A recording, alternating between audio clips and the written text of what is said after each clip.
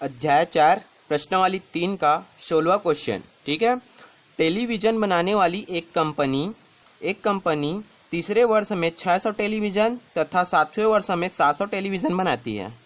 यह मानते हुए कि प्रत्येक वर्ष बनने वाले टेलीविज़नों के एक समान रूप से एक निश्चित संख्या में वृद्धि होती है। ठीक है, मतलब तीसरे वर्ष में 600, तो पहले वर्ष में कुछ टीवी बनाता होगा, दूसरे वर्ष में कुछ टीवी बनाता होगा, तीसरे वर्ष में कितना बना रहा है, 600 बना रहा है। और प्रत्येक वर्ष बनने वाले टेलीविज़नों में एक समान रूप से एक निश्चित संख्या में वृद्धि होती है। ठीक है, तो यहाँ पर ये क्या दिया हुआ है हमारा, ये क्या दिया हुआ, तीसरे वर्ष में 600 टेलीविज़न, मतलब A3 दिया हुआ है, A3 बराबर ये 600 तथा 7वें वर्ष में 700, तो A7 भी दिया हुआ है। A7 बराबर कितना दिया हुआ है, ये भी कितना दिया हुआ है, 700 दिया हुआ है। ठीक है, अब A3 को क्या लिख सकता हूँ मैं, A प्लस 2D बराबर 600 लिख सकता हूँ, क्योंकि AN का फार्मूला क्या होता है, AN बराबर क्या होता है, A plus N minus 1D। चूँकि AN बराबर क्या होता है, A plus N minus 1D, तो A3 को क्या लिख सकता हूँ, A प्लस 2D। ये क्या हो गया हमारा समीकरण नंबर 1। और A7 को क्या लिख सकता हूँ, A plus 6D equal to बराबर ये हो गया 700। ये क्या हो गया हमारा समीकरण नंबर 2। अब इस दो समीकरण से हम A और D का मान निकालते हैं, पिछले भी निकाल चुके हैं ऐसे ही क्वेश्चन। ठीक है, A और D का मान कैसे निकालूंगा, समीकरण 1 में समीकरण 2 को घटा दूंगा। ठीक है, तो घटाऊंगा तो ये प्लस में है तो ये क्या हो जाएगा माइनस में, ये भी प्लस में है तो ये भी माइनस में, ये भी प्लस में है तो ये भी माइनस में हो जाएगा। ठीक है, डायरेक्ट घटा दे रहा हूँ। ठीक है, A प्लस है माइनस से कट गया, शून्य बचा, प्लस 2D माइनस 6D, तो ये क्या हो जाएगा माइनस 4D, क्योंकि घटेगा, बड़ा में छोटा घटा दो, 6 में 2 को घटा दो 4D होगा, और बड़ा संख्या किस में है माइनस में, तो माइनस 4D। ठीक है, ये 600 प्लस में है माइनस 700, तो 700 में 600 घटा दो तो क्या आ जाएगा 100, और बड़ा चिन्ह किस में है, माइनस में है। ठीक है, अब दोनों तरफ से माइनस कट गया, तो 4D बराबर क्या लिख सकता हूं मैं, 100, तो D बराबर 100/4, तो ये क्या हो जाएगा 4 एकम 4, 4 दूनी 8, फिर ये 2 हो गया, 4 5 6 20। डी का मान कितना आ गया हमारा, डी बराबर ये आ गया 25। डी का मान किसी भी समीकरण में रख दो, समीकरण 1 या समीकरण 2 में, तो क्या निकल जाएगा, ए का मान निकल जाएगा। तो रख देता हूं समीकरण 1 में डी का मान रखने पर, डी का मान रखने पर, ठीक है, डी का मान रख देता हूं यहां पर A, तो A प्लस का प्लस 2 का 2, डी का मान क्या है 25 है, तो ये 25 बराबर क्या है 600, ये 600। ठीक है, A प्लस 25 दोने 50 बराबर ये हो गया हमारा 600, तो A बराबर 600, ये 50 उधर जाएगा तो माइनस 50 हो जाएगा, तो A बराबर क्या हो गया हमारा, 600 में 50 गया तो ये हो गया 550। ये क्या होता है, प्रथम संख्या होता है, प्रथम पद होता है, मतलब प्रथम वर्ष में टेलीविजन कितना बनाया गया 550।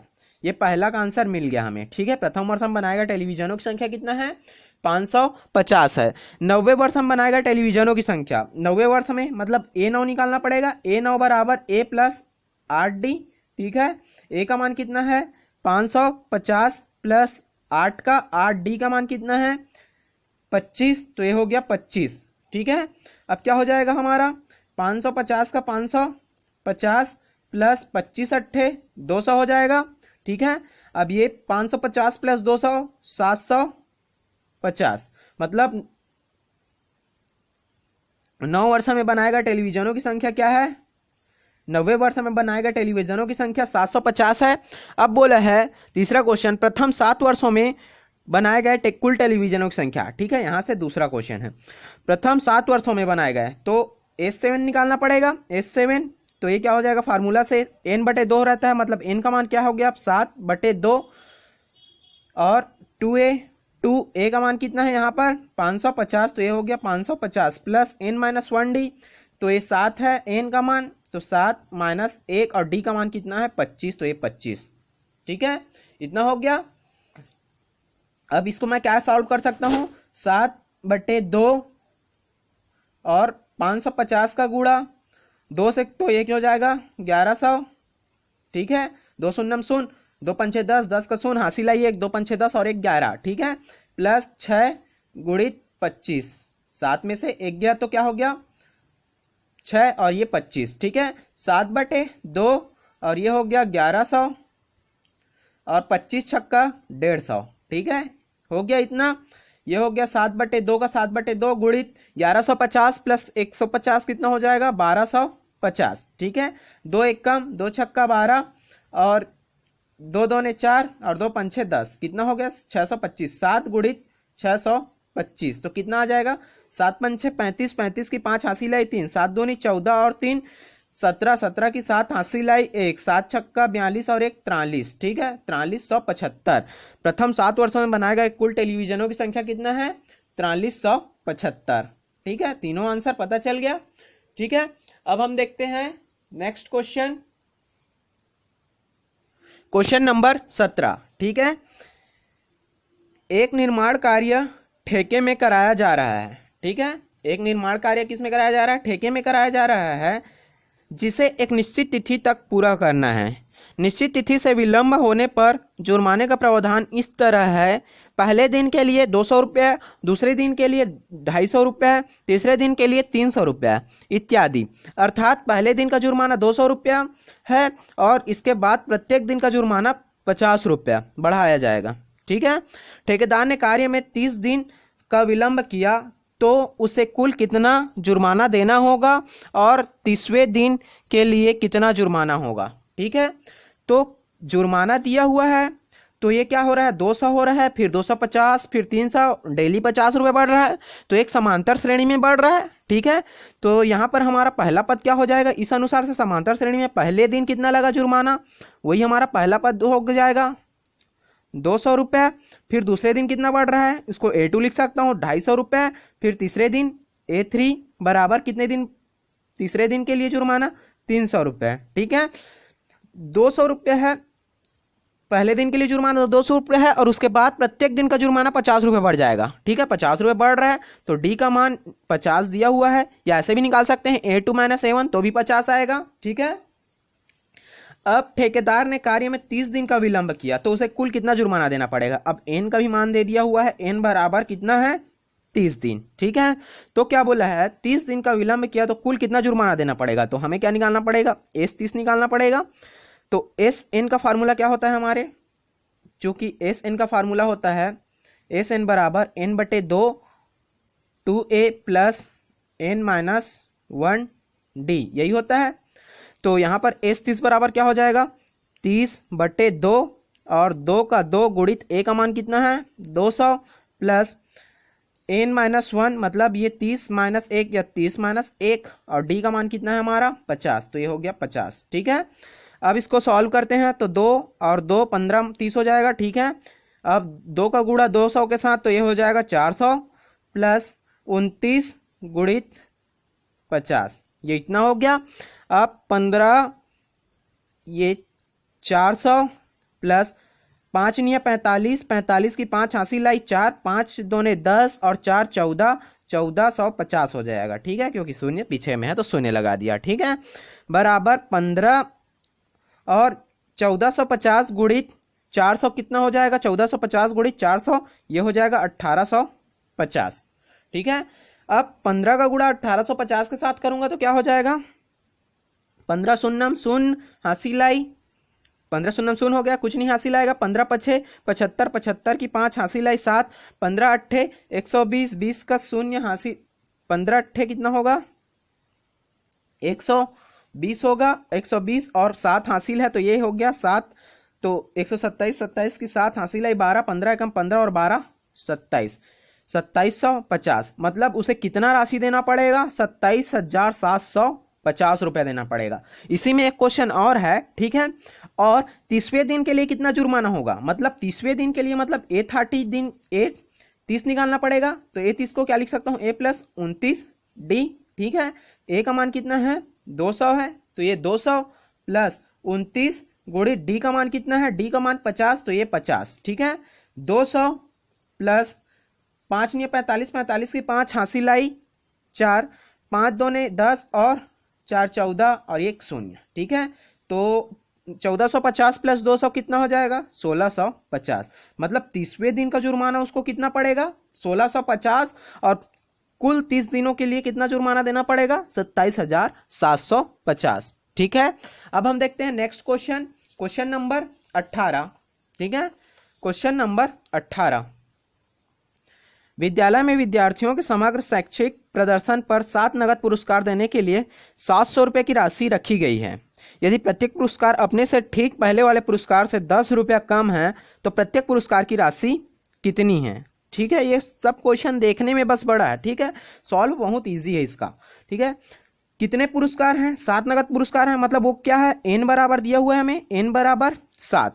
ठीक है, देने के लिए 700 रुपये हैं, कुल राशि कितना है? 700 रुपये है, तो SN बराबर भी दिया हुआ है हमें 700 रुपये है। ठीक है, यदि प्रत्येक पुरस्कार अपने से ठीक पहले वाले पुरस्कार से 10 रुपये कम है, 10 रुपये कम है बोल रहे हैं ना, तो पहला मान लिया जाए कुछ होगा, फिर 10 रुपये कम होगा, तो D क्या निकल जाएगा हमारा? मतलब दूसरा संख्या 10 कम हो गया ना, तो 10 कम हो गया मतलब -10 हो जाएगा, क्योंकि दूसरा संख्या में पहले संख्या घटाते हैं, तो दूसरा संख्या 10 कम है तो क्या हो जाएगा? घटाऊंगा पहले संख्या को तो D बराबर -10 आ जाएगा। ठीक है, या कम है बोला है ना, कम है बोला है तो D बराबर -10। ठीक है, अब हम निकाल लेते हैं SN बराबर, पहला पुरस्कार निकल जाएगा, पहला पुरस्कार मतलब A, तो A कैसे निकल जाएगा? SN बराबर क्या होता है?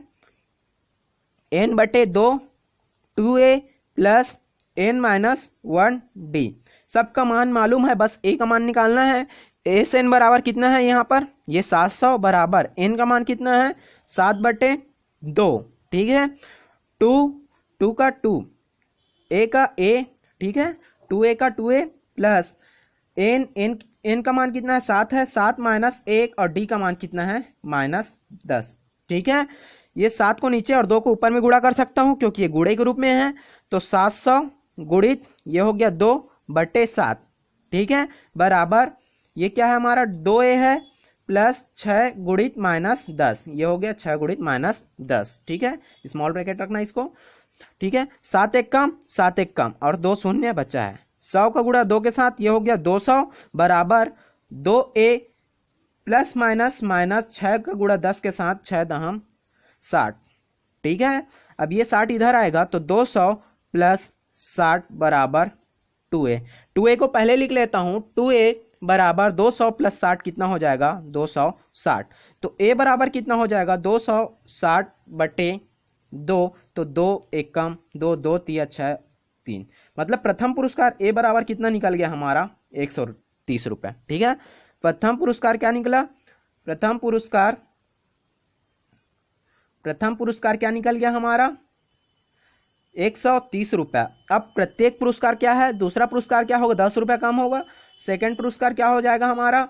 130 - 10 तो क्या हो जाएगा? 120। ठीक है, थर्ड प्राइस क्या हो जाएगा? 120 - 10 तो ये हो जाएगा 110। चौथा पुरस्कार क्या हो जाएगा हमारा?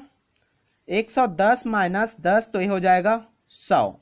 पांचवा पुरस्कार क्या हो जाएगा हमारा? 100 - 10 तो ये हो जाएगा हमारा 90। छठवां पुरस्कार क्या हो जाएगा हमारा? 90 - 10 बराबर 80। ठीक है, सातवां पुरस्कार क्या हो जाएगा? सातवां पुरस्कार 80 - 10 बराबर 70। ठीक है, पूरा पुरस्कार निकल गया हमारा।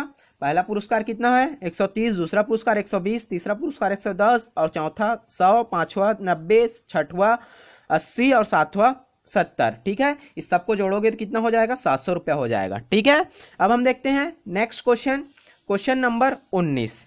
ठीक है, 200 लट्टों को इस तरह जमाया गया है कि सबसे नीचे वाली पंक्ति में 200 लट्टे,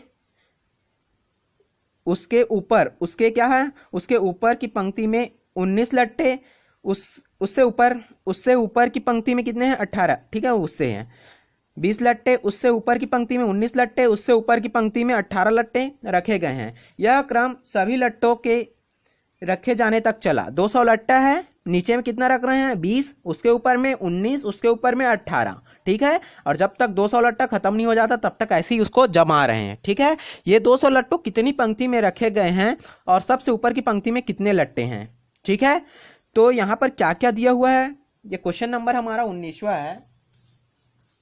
ठीक है, क्वेश्चन नंबर 19 है हमारा। तो यहां पर क्या क्या दिया हुआ है हमारा, ठीक है, क्या क्या दिया हुआ है, 200 लट्टे हैं, एस एन दिया हुआ है, एस एन बराबर क्या दिया हुआ है 200 है, ठीक है।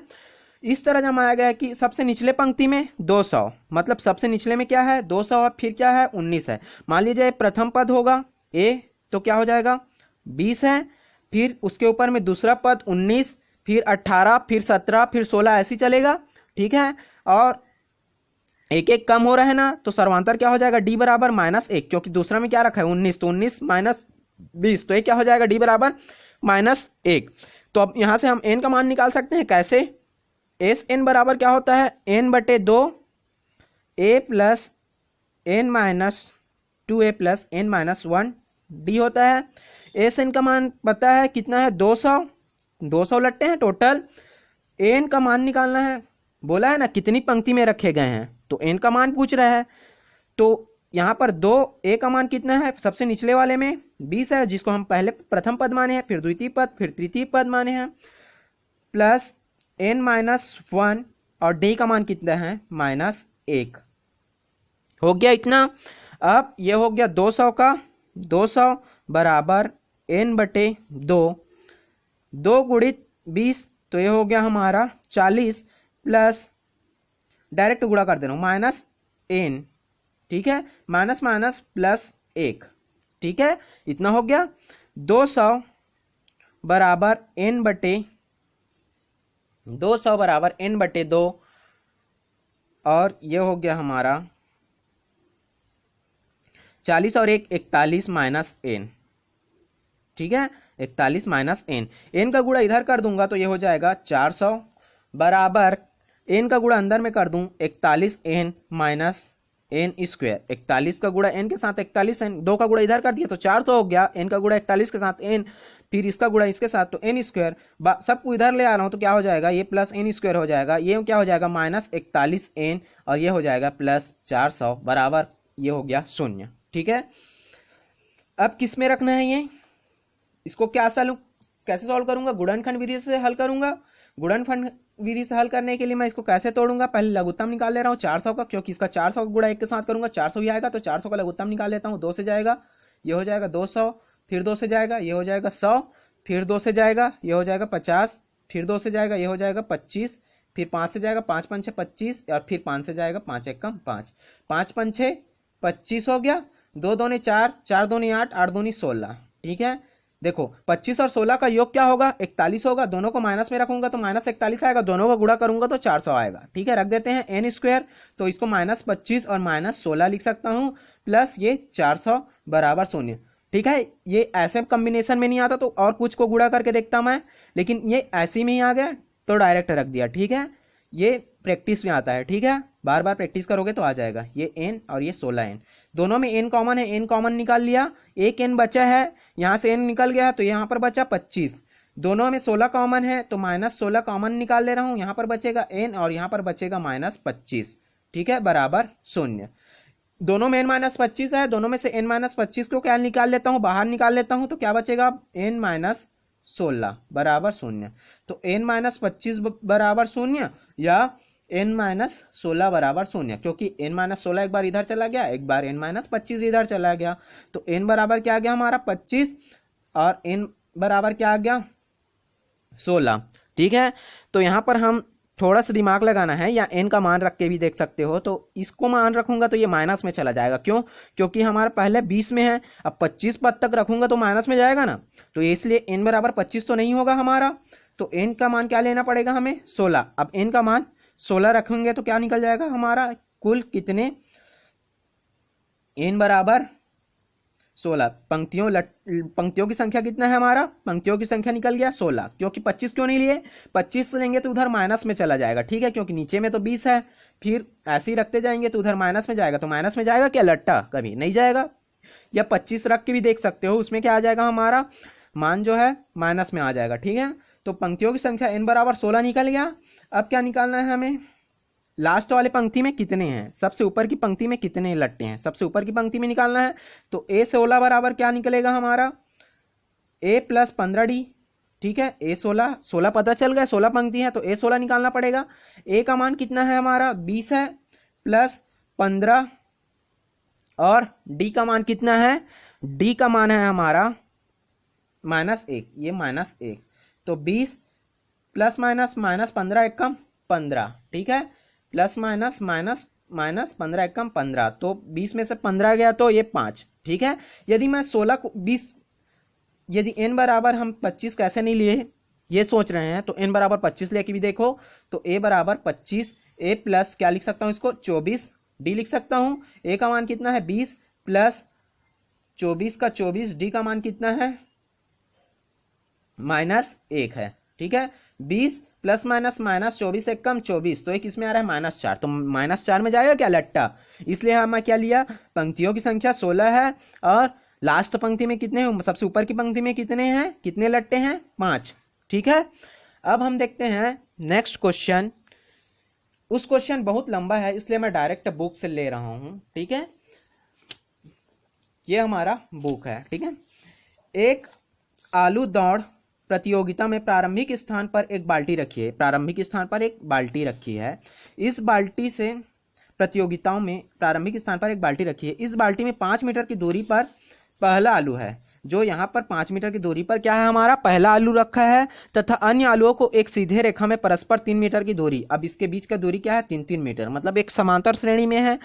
जहां ए का मान मेरे को पता चल गया, ए बराबर कितना है पहले में 5 मीटर, फिर उसके बाद 3-3 बढ़ते जाएगा 8, फिर क्या हो जाएगा 11, फिर ऐसा करके समांतर श्रेणी में है तो ए बराबर 5 निकल गया और डी बराबर भी पता चल गया, डी बराबर क्या हो गया 3, ठीक है, 3 मीटर की दूरी में रखा गया है। इस रेखा पर कितने आलू हैं 10 आलू रखे गए हैं। अब एन का मान भी क्या दिया हुआ है हमारा 10 आलू रखे गए हैं। प्रत्येक प्रतियोगी बालिका बाल्टी से चलना प्रारंभ करती है, क्योंकि यहीं से चलना प्रारंभ करेंगी और एक निकटतम आलू को उठाती हैं और यहाँ से एक आलू उठाती हैं और उसे लेकर वापस दौड़कर बाल्टी में डालती हैं। यहाँ से जाएगी यहाँ, फिर यहाँ पर डालेगी, फिर यहाँ से यहाँ पर दौड़ती है, फिर आलू लेके आएगी यहाँ पर डालेगी। ऐसा वह तब तक करती हैं जब तक सभी आलू बाल्टी में ना आ जाएं। इसमें प्रत्येक प्रतिभागी बालिका को कुल कितनी दूरी दौड़ना पड़ेगी, ठीक है। तो ये क्या है समांतर श्रेणी में है, पहले 5 जाती है, फिर 8 जाती है, फिर 11, तो इसको मैं निकाल लूँ एस एन बराबर क्या होता है n/2 2a plus n-1 d होता है, ठीक है। तो n का मान कितना है यहाँ पर 10/2, एस 10 निकाल रहा हूं और ये 2, a का मान कितना है 5 है प्लस n का मान कितना है 10 - 1 और d का मान कितना है ये 3 हो गया इतना। अब ये क्या हो गया 10/2 मतलब ये हो गया 5, 2 एकम 2 पंछे 10, 2 पंछे 10 प्लस 9 × 3 हो गया इतना। अब ये हो जाएगा 5 प्लस 10 प्लस 9 तिया 18 हो गया इतना, ठीक है। और ये 5 और 10 प्लस 18, 18 कम 18 180, ठीक है। 18 पंचे कितना हो जाएगा ये 90, ये हो गया 900, ठीक है। n बराबर क्या आ गया हमारा, ये 18 और 10 कितना होगा, गुणा कर दिया सॉरी, ये 5 प्लस 18 प्लस 10, 18 प्लस 10 कितना हो जाएगा ये 9 तिया 27 होता है, ये 9 तिया 27, ठीक है। थोड़ा फास्ट कर रहा हूं इसलिए कैलकुलेशन गलत हो जा रहा है। 9 तिया 27 और ये 10, 27 और 10 कितना हो जाएगा 37। अब 37 का गुणा 5 के साथ करूंगा तो क्या हो जाएगा 5 7 35 की 5 हांसी लाई 3, 5 तिया 15 और 3 18 तो 185 मीटर। लेकिन ये क्या करी सिर्फ जा रही है तब लिए हैं। अब क्या करेंगे कुल दूरी तय पूछा है ना, इसमें प्रतिभागी कुल कितनी दूरी दौड़ेगी, तो एक बार जाएगी और फिर से आ रही है तो इससे 2 का गुणा कर देते हैं, 185 कुल दूरी निकल जाएगा, एक कुल दूरी तो एक बार जाती है फिर लाती है फिर जाती है फिर लाती है तो डबल कर रही है ना, तो 185 × 2, तो 185 × 2 कर दिया तो कितना हो जाएगा 2 पंछे 10, 10 की 0 हांसी लाई 1, 2 8 16 और 1 17, 17 की 7 हांसी लाई 1, 2 1 कम 2 और 3, तो कुल दूरी कितना तय की वो 370 मीटर, ठीक है। कुल कितना दूरी तय की 370 मीटर। ये अध्याय अब यहीं पर समाप्त होता है। जिस किसी ने भी हमारा चैनल सब्सक्राइब नहीं किया है वे सब्सक्राइब करेंगे, ठीक है। Thank you. अब देखेंगे नेक्स्ट वीडियो में नेक्स्ट अध्याय, ठीक है।